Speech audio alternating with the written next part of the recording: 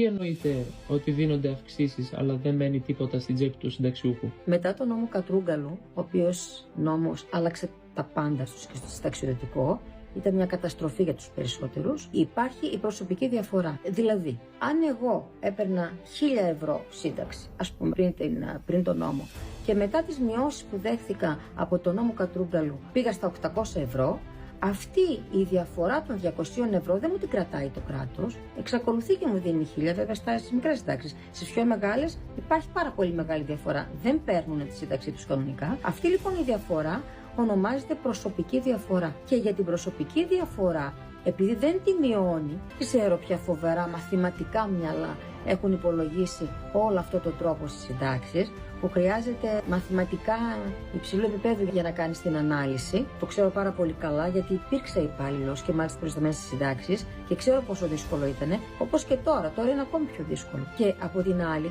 δεν φαίνεται το κράτος να βοηθάει τον πολίτη. Τον τιμωρεί.